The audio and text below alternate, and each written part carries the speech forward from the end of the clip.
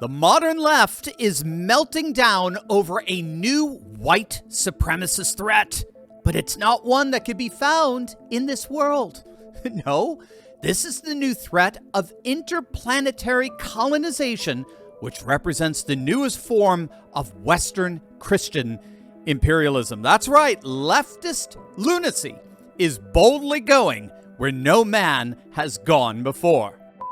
Some of you may be familiar with what's called the geopolitics of space, or astropolitics. It's actually becoming an increasingly important part of international relations, especially since it was announced that both Russia and China are teaming up to put a nuclear power plant on the moon. It's being widely reported that the two countries are collaborating on the International Lunar Research Station, a massive complex on the moon that, when completed, would actually be larger than any Disney theme park, and it'll be powered by nuclear energy. But if modern leftists here in the West have their way, don't be expecting the United States to be competing with Russia and China anytime soon. A number of woke academics of late are sounding the alarm on what they consider to be a renewed awakening of Western Christian imperialism in the form of interstellar colonization. I'm not even remotely exaggerating. Take, for example, this relatively recent report by NBC News featuring a professor from Stanford University who's making the argument that the space race isn't about American ingenuity or invention. It's rather driven by the impulse to colonize lands and colonize peoples, and now to colonize space. All of it is driven by an impulse to power, control, domination, and ownership. No, not ingenuity or exploration, not forward-thinking entrepreneurship or the spirit of invention. No, according to this professor, what's really behind our interplanetary exploration is, yes, patriarchy. Or take this panel of academics who actually made the argument, if you can call it that space programs designed to actively listen for alien civilizations could be viewed as a form of eavesdropping or even unwarranted and illegal surveillance. But all of that appears to pale in comparison to the latest thesis coming from one professor. You're not going to believe what she thinks is behind the new age of space exploration.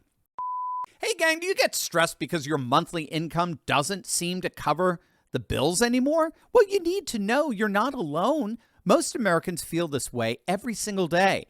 Everything is still ridiculously expensive, and we're all reaching more and more for our credit cards to cover the basics like childcare, insurance, power, and food.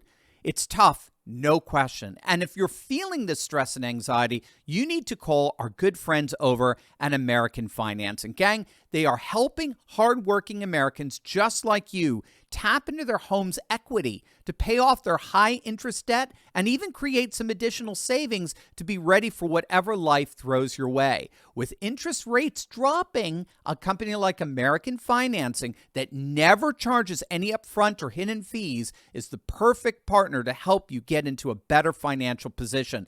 Their salary-based mortgage consultants are saving homeowners, get this, over $800 a month on average. You heard that right, $800 a month. Don't wait. Give them a call, 866-889-1776. That's 866-889-1776. Or just click on that link below and visit americanfinancing.net/Turley.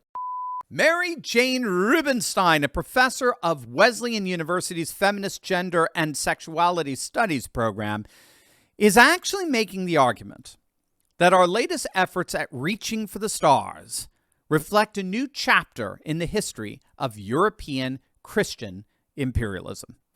Rubenstein is proposing that our current explorations into space actually reflect our past colonial practices, such as the, quote, exploitation of environmental resources and the destruction of landscapes all in the name of ideals such as destiny, civilization, and the salvation of humanity, the very factors that drove European Christian imperialism between the 15th and 19th centuries, which are now reappearing in the form of high-speed, high-tech. Now, what I actually find most interesting about this article is how this professor stigmatized one religion, namely Western Christianity, while at the same time she lauded other religions and their supposed passivity of their cosmic theology. So, for example, she cited the people of the Bawaka country in Australia who have openly confronted the space industry over their large orbiting satellites because they see them as threatening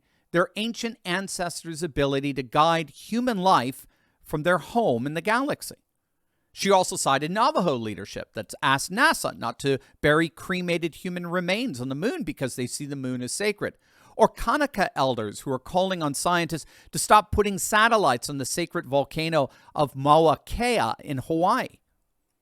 Now, what I found so interesting about this professor's juxtaposition between Christianity, which she disparages, and these indigenous religions, which she lauds, both based on her own woke mind virus, is how that juxtaposition nevertheless continues to separate what an increasingly post-secular world is joining together. Ironically, this professor is advocating the very science-religion dichotomy that was the hallmark of the very Western colonialist imperialism she so passionately decries. She's inadvertently imposing on our astropolitics, our geopolitics of space, a dichotomy between tradition and technology that ironically more and more cultures around the world are rejecting precisely because they see such a science-religion dichotomy as indicative of secular globalist imperialism. Which, of course, begs the question to this professor, and frankly, all of these professors, that they really need to answer. Who's the real imperialist here? Who's the one who's imposing their culture on others? However thorny those issues are, and however they end up getting worked out in terms of competing religious claims on the cosmos, what is clear is that we are entering into a future that actually blends together ancient civilizational traditions with space-age technology. It's what scholars are calling archaeofuturism. Back in the 1990s, a book by that very title was published by French scholar Guillaume Faye, and Faye argued that the modern globalist world, rooted in the excesses of secular technology and mass industrialization, was actually provoking a crisis of meaning that made it simply unsustainable. And he theorized that as the myth of unending progress inevitably wanes, future populations would increasingly return to what he called their arche, or their ancient wisdom and virtue traditions that have sustained their identities as unique people groups for thousands upon thousands of years. But Faye recognized that our technological advances would hardly slow down, and so he saw a future where tradition and technology would learn to live side by side. And as it turns out, that is exactly what we're finding with the current surge in space exploration. So, for example, the Russian Orthodox Church features public consecrations of spacecrafts that have been broadcast on Russian national television. Sacred relics have traveled with Russian cosmonauts into space, who've processed holy icons literally all around the Earth. This is all considered to be an extension of the Genesis dominion mandate, where Adam and Eve are commissioned by God to exercise dominion throughout the whole of creation, which many Christian thinkers envision as involving the whole of the cosmos. In fact, Russian cosmism, one of the most influential philosophical schools to come out of Russia in the 19th century, is in fact a very bold and visionary theology of interplanetary travel. And a number of studies have shown that Eastern religions are particularly fascinated with space travel, particularly Hinduism, that has ancient sacred myths of interplanetary space travel that are seen as increasingly being realized by a science in service of these sacred aspirations. So while woke leftists may be desperately trying to cling onto the science-religion dichotomies of liberal globalist imperialism, A new world is rising that's reawakening the religions of old together with the technologies of today to explore new frontiers of the future.